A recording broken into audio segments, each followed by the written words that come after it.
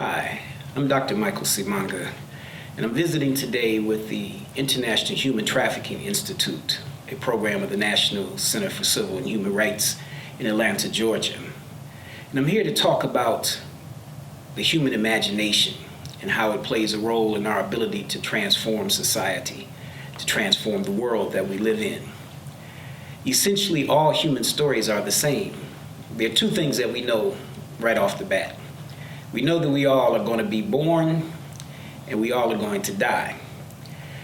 But in between there is a lot of other things, a lot of things happen.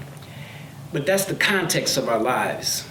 It has to do with where we live, who our parents are, what our faith is, what the geography of our community is, the housing, the culture, the politics, the economics, whether we live on the coast or inside in landlocked communities.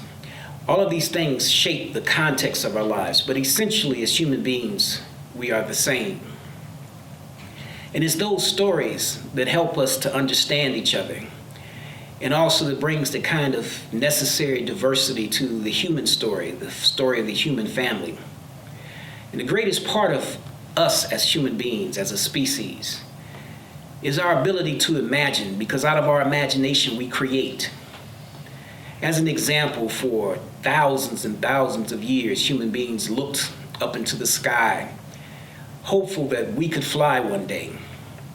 And can you imagine all of the broken bones and the broken bodies and the broken dreams of people jumping off of things, off of mountain ledges and structures that we construct, flapping our arms or other devices that we built in order to try to reach the sky?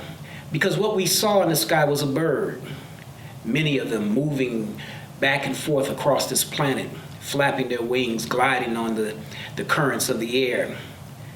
And it wasn't until the 20th century that imagined space, that we would one day leave this planet and float through the air like a bird. It took us to the 20th century, thousands of years, but we figured it out, and we never stopped imagining. We never stopped looking up and seeing ourselves in the sky. And not only did we fly, but we went past that, all the way out into outer space. And we continue to do that. But it begins in our imagination, in our ability to see that our lives can be different. And that's true too for social structures and social conditions. Oftentimes the amount of problems that we as human beings face in society and globally seem overwhelming to us, and we can't really see our way forward. But we have to imagine the world that we want to live in.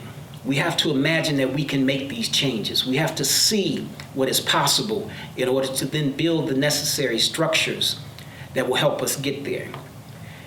The International Human Trafficking Institute is such a structure. It's the idea that people can build an organization, an institution, that can connect people together to change something that needs to be changed.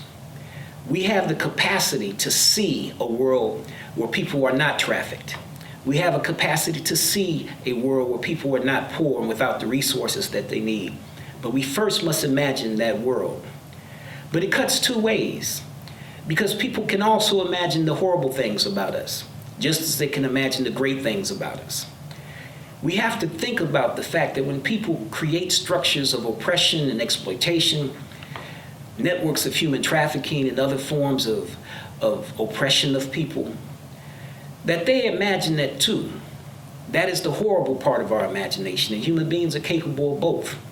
But in order to fight that, to change that, to transform this world, we have to push forward with what is best in our imagination, imagining those worlds, those communities, those relationships between human beings that will allow us to live on this planet together as a human family. And it's not easy. It's not easy to do this. We have to stay focused on the fact that there can be a future that we imagine, a great future, that we can solve the problems that we have to solve.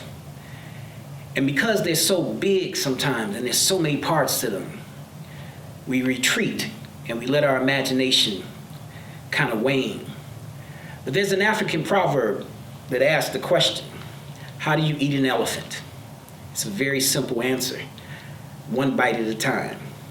So as we build these structures, as we imagine the organizations that we need, the resources that we need, the networks that we have to build, the coalitions, the laws that we need to introduce and get passed, the people we need to elect to office, as we imagine those things, we start by solving small problems, one at a time.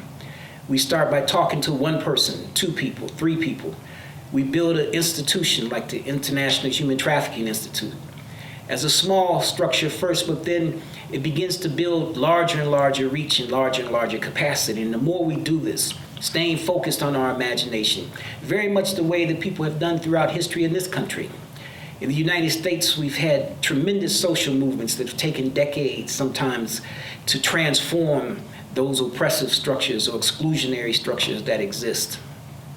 But we imagine the world. This is the great message of Dr. King's speech in front of the Lincoln Memorial.